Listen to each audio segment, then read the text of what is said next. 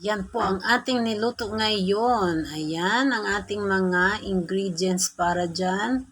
Carrots, patatas, bell pepper, siling labuyo, paminta, at ang aking laurel na napakalaki. Galing pa yan ng Canada.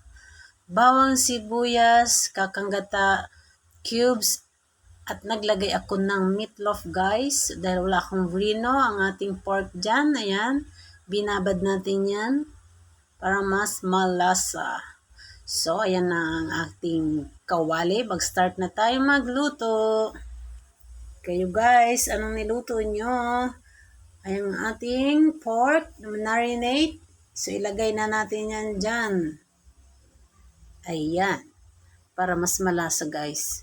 Try nyo po. Ayan. So, nilagyan na natin ang mga pampalasa yan dyan. At tomato paste nga pala guys ang ginamit ko dito. Para mas makulay siya. At medyo tipid. So, ayan ang ating meatloaf. So, dyan na natin yan imamash. Ayan na nga po. Naglagay na rin ako guys ng kakanggata dyan.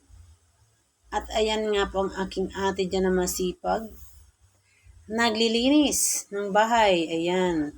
Ang kuya naman. Ginagawa ng reviewer ang aking bunso. Ayan.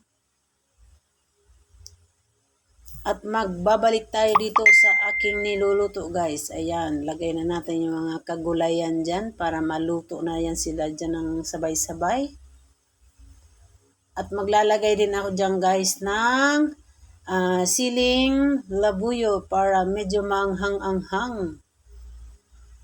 At ang last ang ating peanut butter, yes. Dahil ito nga po ay caldereta.